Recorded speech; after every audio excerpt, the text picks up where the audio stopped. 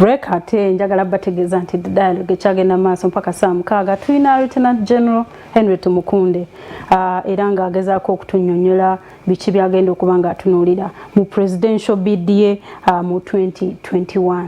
Nze Jolia Twine era nga tukyagenda maaso. General tubadde tutunagenda breaking kubadde njagala tutunuulire kiki kyogenda oba kyotunuulira kyolaba nti maybe because as somebody who has worked in government for a long time probably waliwo ebintu waliwo byotunuulira waliwo naawe ng'omuntu ekifaananyi ky'olina kipya ki kyoleeta ekitakoleddwa oppositions abalala ababaddewo nga bawo Bush war generals like you, there is General Shamuntu, Kano Dr. Chiza Besigye, these people you are in the bush with them. Kipya ki kyoleeta ekigenda okwawukana ku balala? Thank you very much. Ekyokusooka nandyagadde twebuuza ekibuuzo kimu kiki ddala ekipya mu Uganda kati? I would say there is nothing new. COVID-19. Maybe that. Why is COVID-19 new? It is because it has penetrated the axis of our economy. Economy yaffe bwe yali ekola tekyakola bwetyo. I want to start n'obuntu butonotono.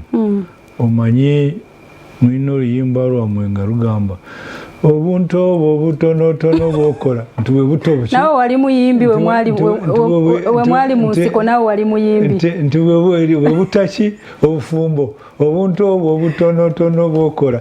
So let's get to simple things. Let's get the border rider. The border rider ran banks because they were balizinga sente okugula border. Bavuga za loan. Border loan, thank you. Border rider agula pichi. That furnishes the economy. Border rider agula spare parts. Border rider aina kyakola kunze nawe ku speed gye tukolerako ebintu. Bakuba bwe mba nva wano singa nzija wano singa nafunye border oluusi nandituuse wano mangu kusinga ku ssaawa gye naatuukiddeko. Omanyi I lost direction. Border rider agula helmet. Border rider agula mafuta. You know, facilitating time agula mafuta bino byonna. Border rider omu 1.1 million border people bempulira. I'm told they feed 6 million Ugandans. I know mukazi omu mbadde nyumya nabo nti aina family aina baana. So this industry for example eyali efunye erinnya lye bayita industry. You can imagine border lweyatandika neweri badde kati efuuse industry. Now also border technically provides employment. Now if this industry collapses because of COVID and because of the rules that have been put in place, this part is dead. Ekyokubiri oyina abazimba arcades. Banyini bizimbe balandlords mu Kampala kirumira gwange na bukeera baba meka so many se balamu bazimba arcades ezo esente nga bazijawa mu bank. So arcade kati bazizibye. What is like bazi teziguri tesobola kugulika. Naliwo nono ali munda ya arcade apangisamu ainamu goods ainamu some of them they can expire nebigenderako yaina ne loan yalina n'emizigo gyali giva China olusite ginatuuka wano. Now omuntu oyo ali ku stand still, alina abaana, alina omukazi, alina ebigenderako. Now lockdown yokka ennaku zaali meka madamu? Zaali kept adding 21. Almost. Started with 14, zigenda ku 21, another 21, yes. 14. Nze ekyange kyembadde nkola mu kikuubo. Kyova olaba bwe baagulawo buli omu yaddukira mu kikuubo. Lwakuba yalina obwetaavu bungi. Actually nakati kigulibwako. Olwaleero. Ojjukire nti ekyo kireeta chances za COVID, ekyo kiteeke wabbali. There is no social distancing. There is no social distancing because the space does not exist. So gwe omupya aze kuweereza obukulembeze mu Uganda ndowooza ekintu kya COVID. Ate ngo kikulu nnyo nti n'okumanya nti ng'obadde mu government for a long time. Abalabi oba naye bannayuganda bayinza obutakutwala ng'omuntu omupya, like a new player in the field. Because obadde mu government for a long time, yes. Would probably think nti oyina okubanga oyina kyokoze, oyina ettaffaali ly'otaddewo mu kulwaninga government eno. Madam, okukyusa ebintu, first of all sibadde mu government banga ddene. Government navaamu 203 n'enkomawo 1915. Nalwo nakolako omwaka gumu n'ekitundu. So ekyo kyakunseera okugamba nti ndudde mu gavumenti nnyo kuva mu 2003 kutuuka 16 olaba nti ate nalwo ne wangoba mu mwaka gumu n'ekitundu sibaddemu nnyo naye njagala kukozesa obudde buno there can also be internal revolutions, internal changes. True. For example, Mao Zedong omukama wa China kyeyakola ennyo kwe kugoba aba Japan mu China n'asobola kuliberatinga China n'agitereeza naye economic policies ze zaalina ebizibu. Ayayambako bwe bamuwakadde baali bamuyita Deng Xiaoping. Now Deng Xiaoping tateebwa kubanga ali awo nga yeeyogerako nnyo nti teyakola ne Mao naye bwe yajja yakyusa China yeno China empya gy'olaba. Now kitegeeza nti oluusi oba oli munda naye ndowoozayo nga si ddala nti eri emu. That's why leadership, madam, obukulembeze oyinza kuba nga oli mu bangi. Yes, you can imagine you must be having sisters and brothers. Yeah, exactly. I'm sure you know how different you are. Omwe ayagala kuteekangako oluggi bw'aba avamu ng'omulala ayagala kulekanga luguli. So amakaago gatwale ga gavumenti ebyo by'olina, and there is also oba space ideas bw'oba olina mpya baziwulira oba tebaziwulira. You also know Tony Blair. Ndowooza omanyi we yasanga Labour Party nga batu batestinga kino ky'oba olaba omubuuza oleese ekipya ki testinga kino tekikola. But you see ye alina ideas endala okuva olwo Labour Party yakyuka. For example yagijja nnyo mu socialist ends n'agireeta center, what they call center of these ideological terms inja kutawaanya bannayuganda baffe n'agireeta ku center. And he changed the policies were more towards free market economy. I want you to go to a person like Thatcher, Margaret Thatcher. Manyuma muri bato wetogera wa Thatcher. They can kulage. But we have read about them. Yes, but I can also tell you about the latest one, Boris Johnson. I'm sure you know where he found the British. In the biggest indecisive dilemma of decision nga tebasala mu bintu byonna baagala kuva mu European Union tebavuddemu. Yajja ne bamudefeatingako mirundi 3 naye he took the matter where it belonged n'agitwala mu bantu ba bulijjo abakulu b'obululu ne bamukubira kalulu.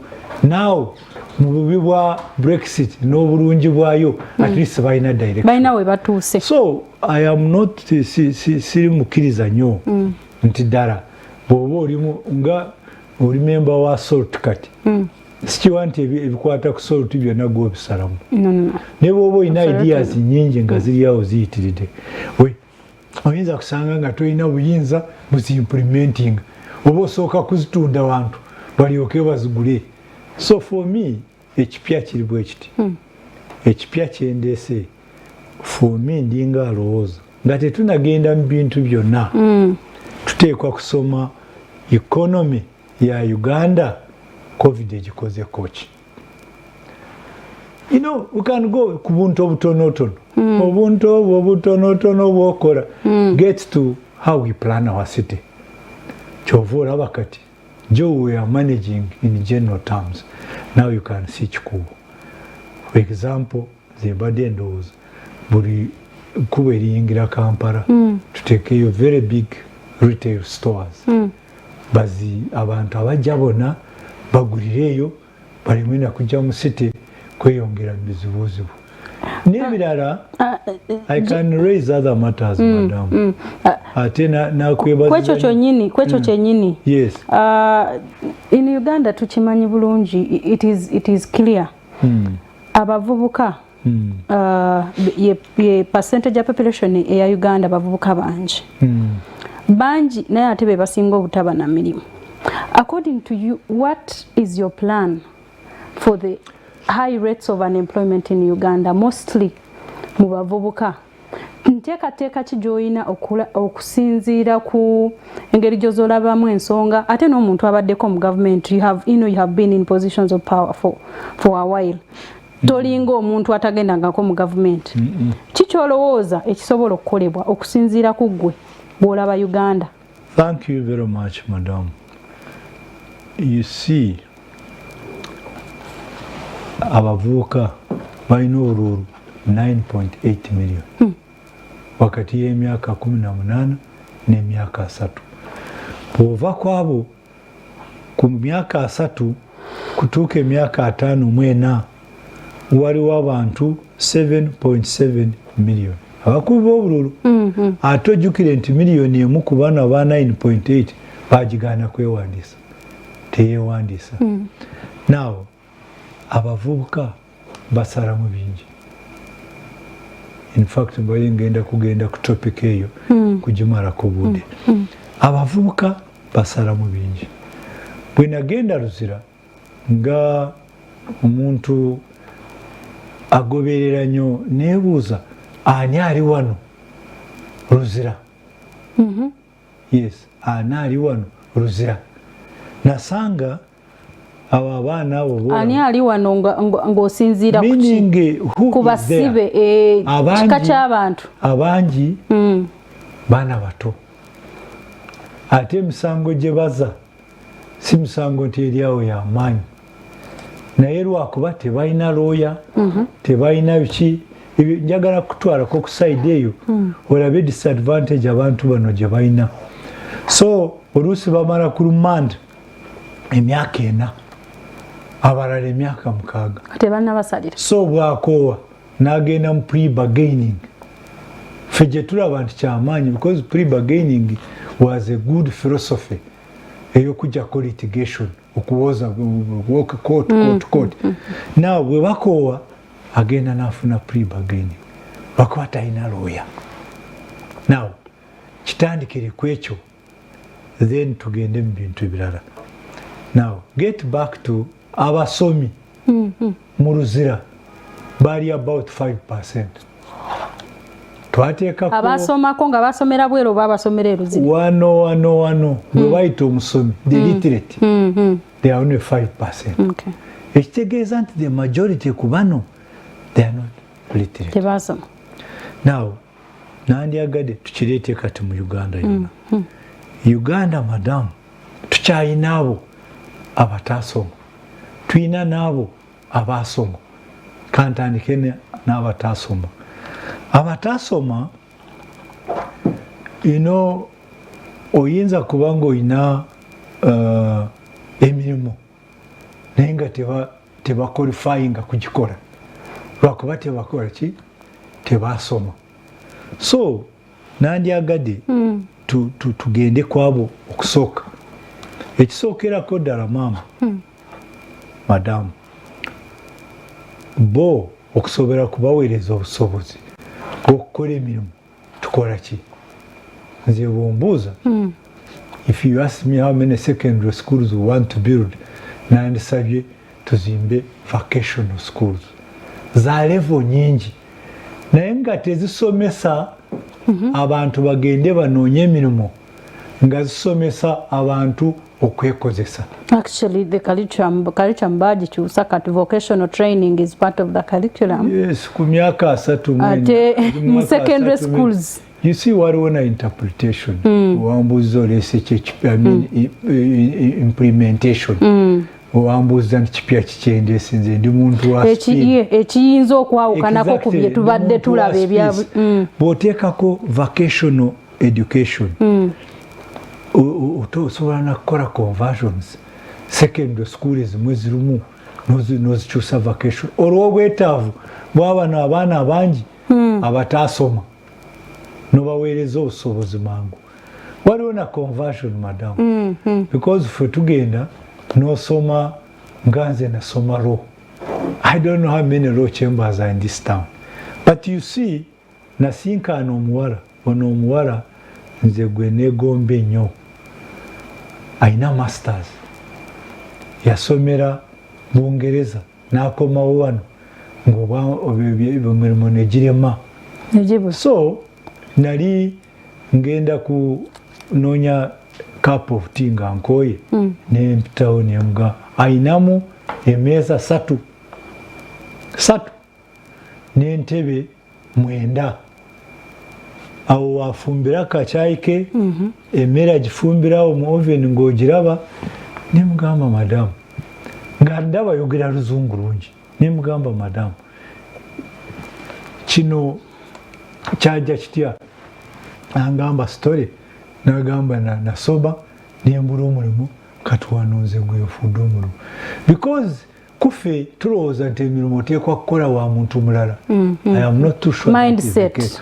Oyo muwala wendiba mfunye bwa president oyo nja kumuweereza minister of employment lwakuba kunze singa yalinda manya ate nga alyoke akolere weboleze enanka every minute yali alina kananka kasink ke onaabiramu engalo you come and have food nogenda. Nangamba sitawanya kitange. So tusomesa abantu kwenoonyeza ki emirimu kwetandikirawo. Thank you very much. Tuleme kubasomesa okugenda kunoonya emirimu. Kyova olaba Germany madamu ne Switzerland gyemanyi nnyo nasomerayo bagraduates are just 15%. Kintere mu Luganda ebitundu 15 ku buli 100 bagraduate. Switzerland yo basomesa kukola saawa, basomesa kukola ebintu gwe byoteeka ku market n'otunda. That's one point. Another point, waliwo madam access to credit. Ndowooza naawe kimanyi ate ondabikira ng'oli mumanyirivu nnyo. Credit from financial institutions. Yes, oli mutegeevu nnyo. Abantu bonna balala tojja mu nsawo olyoka okola ekirala. They give credit. This credit ng'eno project gye baagezako mu gavumenti eno yaffe eya Youth Livelihood Fund. Youth Livelihood Fund. Kati kyova olaba difference ya Deng Xiaoping ne Mao Zedong. Nze Youth Livelihood Fund saagala kugiyisa mu gavumenti. Njagala kufuna bank ng'eyaffe Post Bank.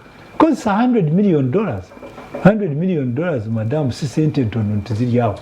Njagala kuziyisa mu Post Bank lwakuba Post Bank yali erina bwa branches bungi. Nkole ki?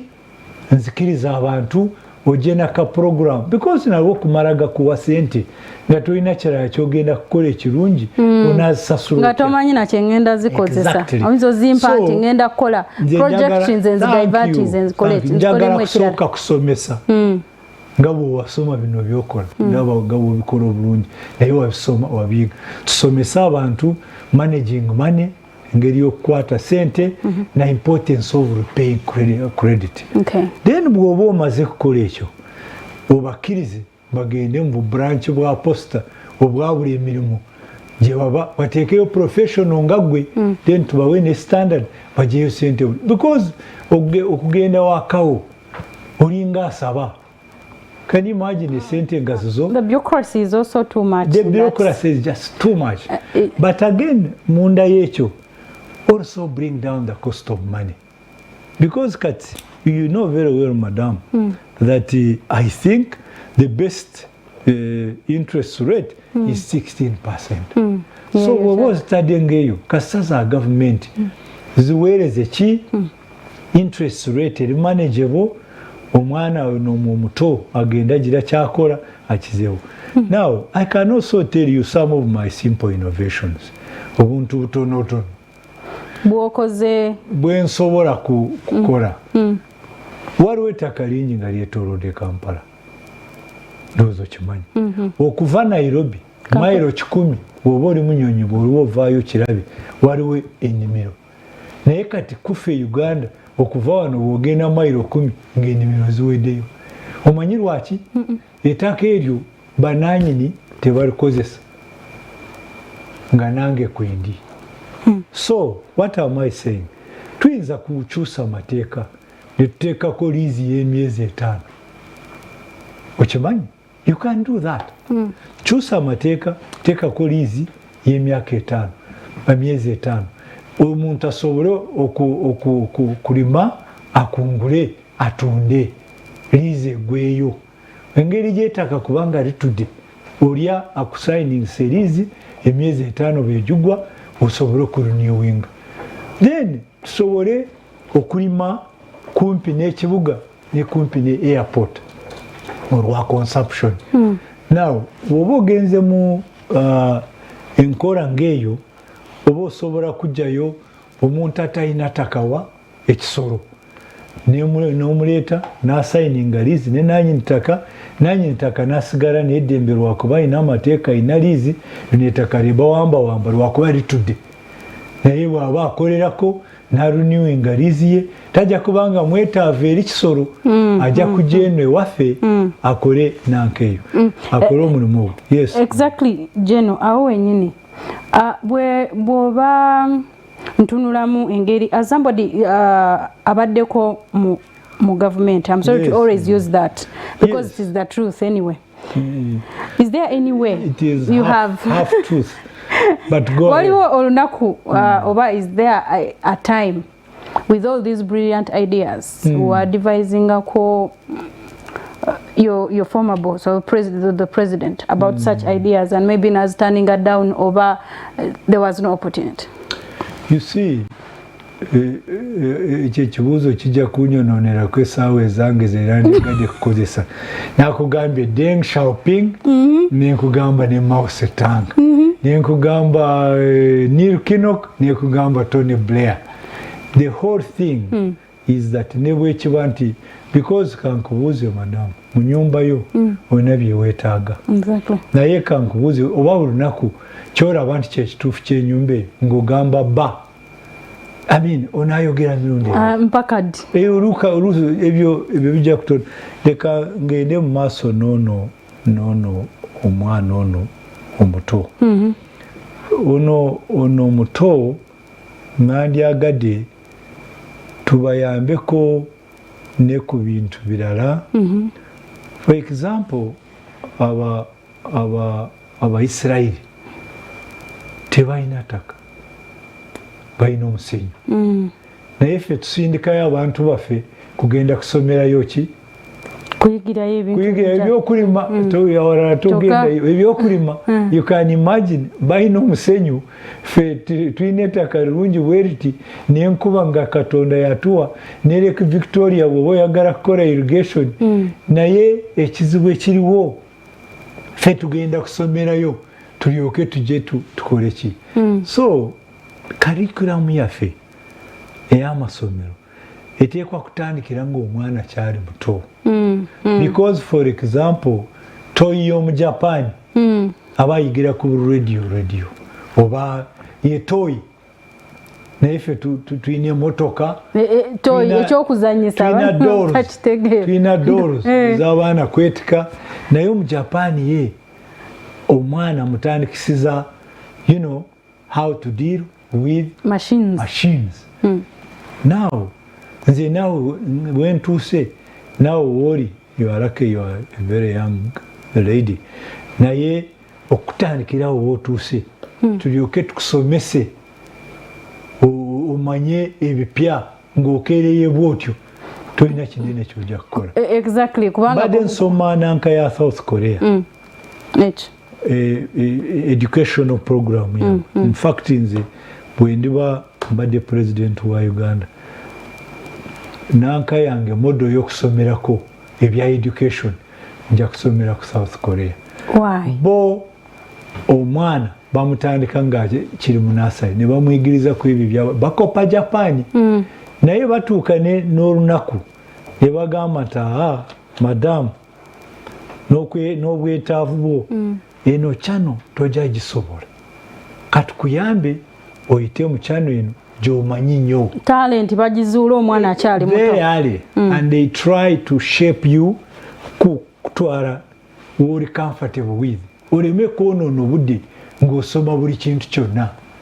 Now if for example we did it here abamanyi mathematics you channel them in the you know mathematics now ye basis ya science so twale eyo mwongereyo musomese you know try to take him jaja kuganyulwa nnyo okusinga nganza yali lawyer amina amanyi nnyo history ne literature nange nonkwatira mu kigaali kyekimu nonvugiramu ekyo abasomi so ono asomye byategeera because kijja kutuyamba turning around results now bw'ovaayo mu ssomero lyaba South Korea bo bakuwa na recommendation bw'oba onoonya omulimu oba olina obuwandiiko obulaga nti mu busobozi bwange bamanyi nti kino kyemanyi ennyo so naabo bagenda kukuwa employment bagendera ku program gye wayita mu ssomero ne grading ze wafuna n'okulaga obusobozi bwo kusinga obusobozi abantu tulina obusobozi bungi naye waliwo obusobozi obusinga obw'abalala so baagala osigalawo woolina obusobozi bwo osobole okuba ne bakuwandiikira n'akabaluwa akalungi nti ono omukyala kyamanyi nnyo kwe ku interviewinga abasajja interviewing men in a studio fine even abasajja they distinguish bw'atuuka ku bakyala takola bulungi ng'oku interviewinga abasajja these are specialized things kugamba bamanyirawo nga okyali muto biki by'osobola okukola ate ne bakudevelopinga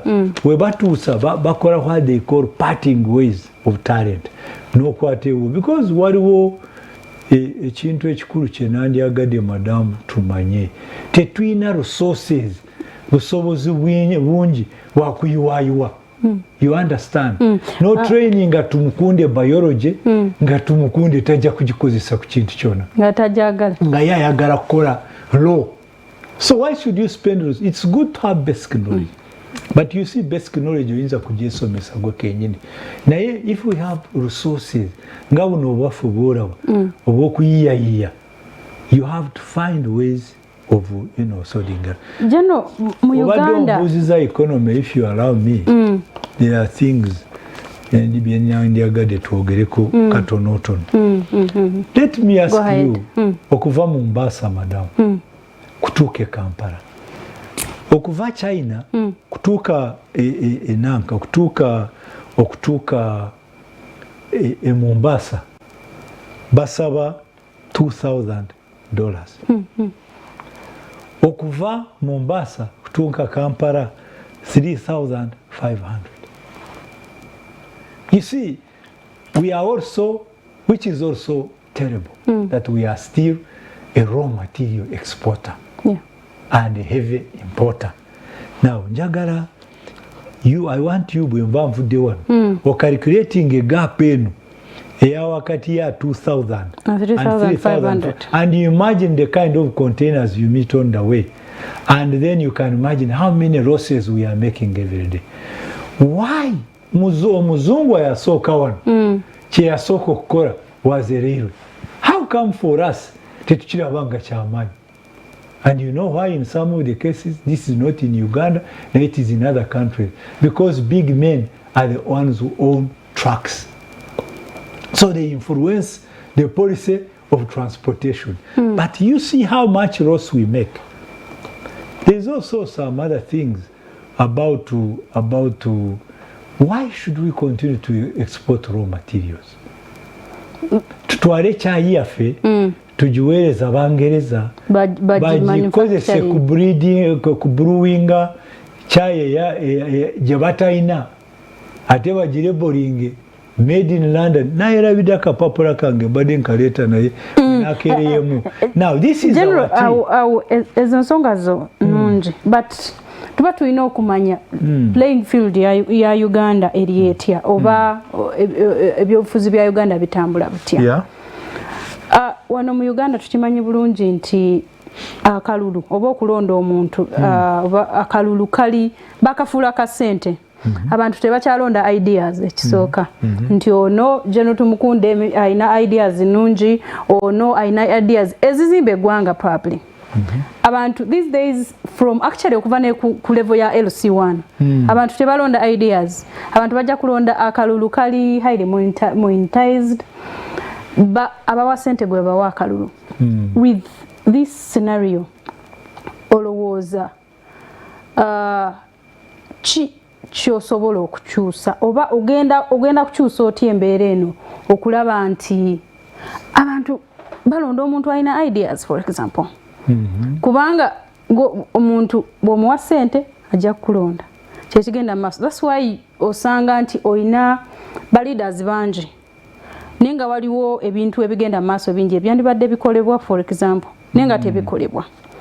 Gw'olowooza wano olinawo chance? First of all, simanyi nti olina obujulizi nti sirina ssente. Neno sikyembuuziza kati olinga agamba nti ogenda bawa ssente. No, leka tugende ku point yo. There are always jokes. But let's come to one important point. Abakongo, madam, Kabila yateeka million nkaaga supporting a candidate called Shaddai Ramadhan. Yayitamu. Chovora wa Tshisekedi ye president.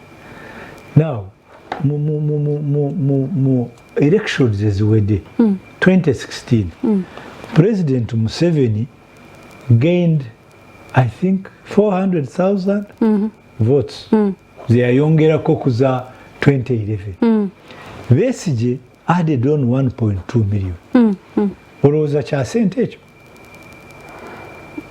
Yes and no. I'm saying no. You know what I'm saying? Regardless, waliwo Abanyayuganda bagamba nti tukoye. Enough is enough. We want to vote ideas. And you see, waliwo n'abagamba nti President Museveni ye waffe tukyamwagala. Well, ekyo nze gendera ku statistics. Okusinziira ku explanation. Actually, he gained 200,000, I think. As an addition. As an addition. Yes. Besigye gained 1.2 million. Buno obululu sikiwantu bwa Besigye. Because in 1996, njagala kubuulira madam, 30% of Ugandans never voted President Museveni. And it's never changed. It keeps going up. So, waliwo okusomesa, waliwo n'okubuulira abantu ekituufu. Ate afanga atambula amagulu tegamugaya. sigala ng'otambula yes paka lootuuka ate atakaziza asigala ng'akalanga you still going back me I don't want to lose hope in Ugandans actually what I question most is the electoral process. Yeah. Yes, it may not be about Ugandans.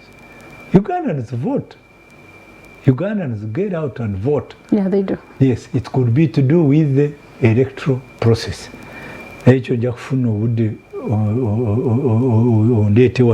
Because let me give you some good examples. As we talk, twina 34,000 Joe Nanka Yangambi, the chairman of the 334 and 44 polling stations. Mbadde mbuuza ngeri yajagala kugisekiwalingako ku bya COVID bino nangamba tujja kusiinikangayo omupoliisi. You know, I can also tell you, force ya poliisi ya Uganda teyinza kubanga efu essuuka 40. So ng'ojja kuleka emirimu gyonna egya poliisi ogenda okola olw'okulinda kalulu. Omuntu omu ku polling station akola ki? Mpozi nga mwagala kwesa amasasi. But back to omuntu gwe ayimiridde, and I'm sure you are going to stand one of these days. 34,000 polling stations. Katugambe nti olinako abalinda abakuyimiriddeko nga tonagenda mu bya COVID naye embeera nga ya bulijjo oba weetaaga abantu babiri. This is the message. Now bw'oba bano basaba ssente kijja kwetaaga katugambe nti obawo $5,000 buli nnaku. Bw'obazaamu abantu babiri egyo $10,000. Bw'obazaamu 34,000, that's 3.4 billion. It comes to my most important message. Ugandans must own their change process. In fact, when we put digital, the message that keeps clicking in my mind, I am saying for once, Ugandans, without listening to their leaders, will make it their business. Omulimo gwabwe okulaba nti batwala eggwanga lyabwe bwe balyagala. For once, njagala kuyita Abannayuganda, magambe nti Abannayuganda ennaku zituuse. Obujulizi bwe buli. Ojjukira ssente za Moi ne Kinyatta? Tebaziremesa?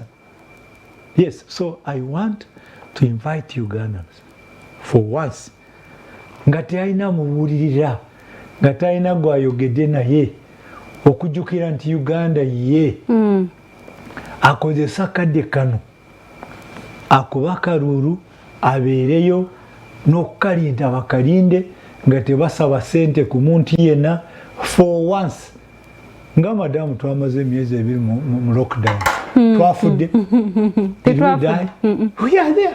So lwaki toweereza eggwanga lyo ennaku 2 n'okola omulimu guno? Because nalwo bw'ogenda mu kooti bakubuuza nti leeta obujulizi oba tobuyina, lwakuba mmwe kennyini mugenda ne musaba nga Tumukunde n'omugamba nze oba ngenda kuyimirirako njagala kyamisana.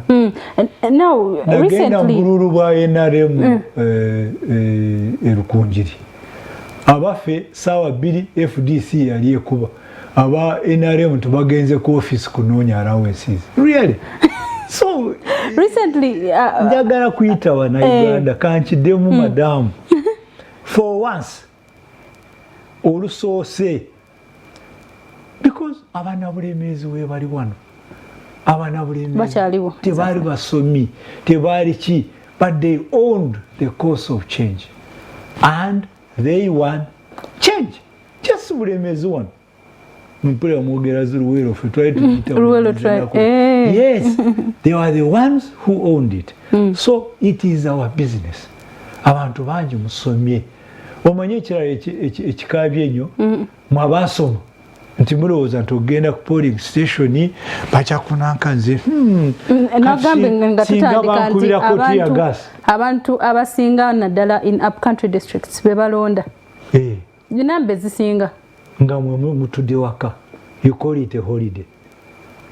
Kasita kalulu kagenda beera kadigito abantu abeera mu town, it's a digital era, probably at that point ekyebaala bwe wali olabyeko meeting ya wedding mu Uganda abantu batuukira okusaawa ne beewa emirimu naye gwe mugambe tulina omulimu gw'okukyusa eggwanga lyaffe tubalaba. Awo wenyini General, recently, I think last month, the FDC and People Power, I think those are the two I saw, ba forming kye bayise United Forces for Change. Can you be osobola obangambe, since now you are all in opposition, are you part of that force? Yes, but the other day Chagrani announced he's going to stand. No, what I'm saying is... And I'm told Dr. Besige is being invited to stand. What is your take on that? Because my take is that we must unite on principle. For uniting with any person. Yes, and I've had a discussion with them. Point yange singa yozo na madam. We must unite on principle. Ekyokubiri kyetunasalamu kikolebwe. But everybody seems to have a different principle. Ekyokusatu buli omu ajja kugamba rally behind me because my principles zezisinga. There is no way wemba nzize nenzijanga ngamba oba tuli bakuteesa mukijukirenga ntize Tumukunde nyakuba mukolembeze. Because temwina we mutuuka. Point yange eri wano nti United Forces for Change. Maybe Uganda needs something like a united opposition. Yes. With one candidate. Yes. Nti twina ba opposition leaders banji. And actually the number keeps increasing for presidential aspirants kati enamba igenda yeyongera. Nti if you want to unseat a government that opposition presidential aspirants, as long as you're not part of government, whether you're independent. Yange nange bulire madam, I'm not too sure to bona wa opposition. Yes, exactly. Kati sija kufuna budde. Naye webutuuka essaawa y'okulonda one candidate. Essaawa y'okulonda omuntu omu akiikirire ebibiina byonna to unseat a sitting government, a government that has been there for years. Don't you think that it would be relevant if something like that happened, a united opposition with one candidate? Maybe it would be easier. What is your take on that? Because and is it relevant even? Madam, that's the best. Naye bwe kiba si kyekyo nyinawo amagezi amalala g'empeereza nalwo tuyinza kukola wamu. Oluusi buli omu afuna akasonda ke. Tumukunde tukuwadde lukunjiri ntunga mu bushenyi labantu osalako. You can use it and reduce the percentage of the president. Obuzibu bwe buli kwa kuriyinga nti kati me am standing down. Omanyi lwaki? Ojjanga go oze kwogera nange ku by'obukulembeze naye n'ogamba nti kwebyo nze nteekwa kubeera ki mukulembeze. Olumba mukyateesa obanga tugenda okujja okuteesa ng'olwedde nze nina standi yange we batalonda nze I will not be part of them. You remember TDA? Yeah, I do. Actually kyembadde ngenda okujjako nti maybe because I will take you back to this is not the first time you are falling out with government or with the NRM. Okajjukidde ng'okereye. Thank you very much. This is not the first time. That's what I want to mean. Yeah.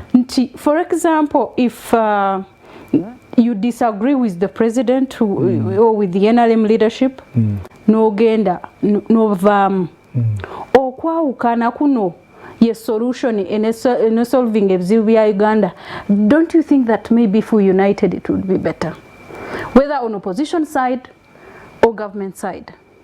Nti omuntu, if you disagreed with the president on principles, for example, if the president called you for tea and said, you know what, General, can we talk? Would you accept? You know, Madam, omukyala avudde mu bufumbo bwa kusatu tekyetaaga mubuuze nnyo ku by'obufumbo aba abimanyi because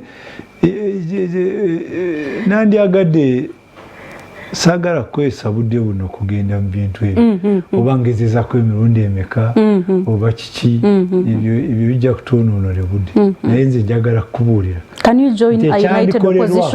ekyandikolebwa nakikola. Can you join a united opposition? Of course. That has been my greatest prayer. Ate nze kubona oba kubenjogeddeko nabo nze sijja kuyingira mu opposition lwakuba nti nze nteekwa kubeera omukulembeze. Not really. And for me that's the small difference.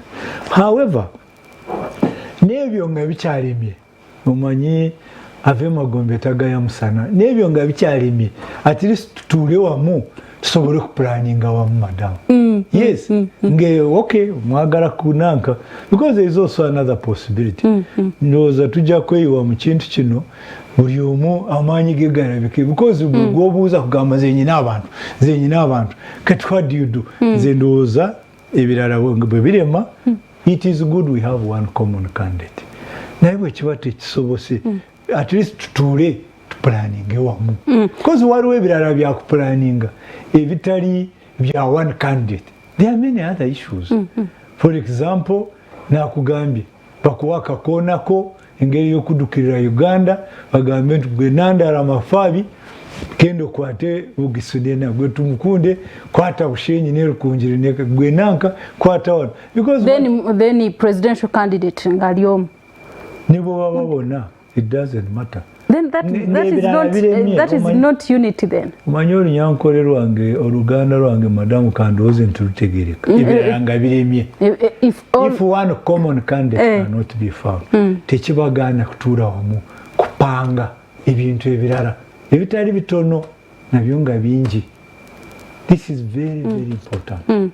So my main question is ekyo nakyo olusi kiyinza kusolvinga because buli gwogendako akugamba nti nze gwe mulaba wano nina obululu tebulabikanga but we never tested you and you see Abannayuganda. General, your final words. Abannayuganda madam, we are running out of time. Yes, Abannayuganda madam bwe kituuka obudde bo basalamu omuntu waabwe omu.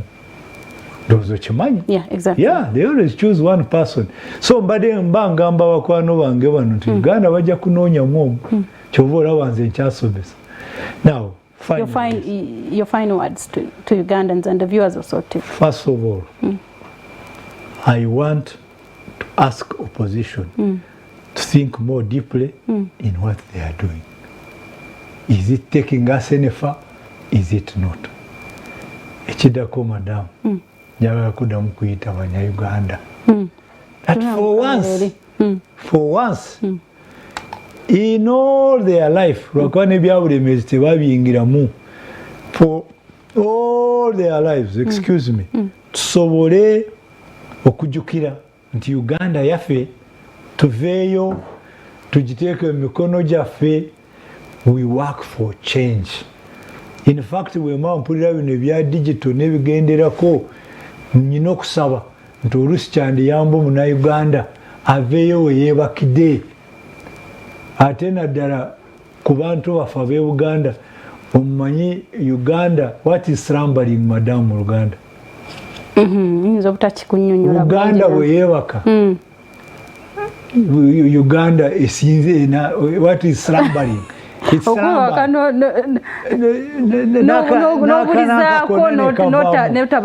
I also invite the influencers of our politics, because they are central and they are very influential. For once, to veer Abannayuganda olumu and we participate in causing change. Kuma abasoma mwe muteerana kutumalamu amaanyi bayita embaga ya wedding n'obeeraawo manya biki manya chairman decoration manya naye bwe okuba kuyita kugenda kukola ku kya Uganda tolabika. Of course, finally, I want to thank you very much, madam. Mwebale kutuweereza obudde lwakuba nze okubeera ow'amazima abantu benjagala kwogera nabo be bantu aba bulijjo. NTV eno njagala ogamba n'oyo omwana that child, that boy who is in Kampala atalina mulimu. Omwana oyo abadde avuga boda omwana oyo abadde atikula ebintu mu kikuubo mu arcade, omwana oyo abadde akolamu sales person, conductor wa taxi abunzi. Amaanyi gange gonna wengatadde. Ate njagala kubasaba bafunenga obudde kuwulira ebyange byenjogera. Ate njagala kusaba maama ng'ebintu tebinoononeka ompeereza akadde akalala nkomewo kati discussing a topics endala. And I thank you for giving me time to express my views. Wow, ebyo bye bigambo bya General Henry Tumukunde. Tweyanziza nnyo, tweyanziga olunaku olwaleero. Weebale nnyo okusparinga time nojja oyogereko n'abali Vaso TV. Tweyanziza olunaku olwaleero. Ebadde dialogue era njagala bategeeza nti olunaku olw'omukaaga olujja era tujja kubeera nga tuli wano nga era tulina omuntu omulala okugezaako okuttaanya ensonga za Uganda ezikwata ku muntu wa bulijjo n'ensonga endala naawe omulabi osobola okuba nga oganyulwamu mu discussion eno. Tweyanziza nnyo, tweyanzege era njagala basibula wano olunaku olwaleero. Nze Jolea Twin.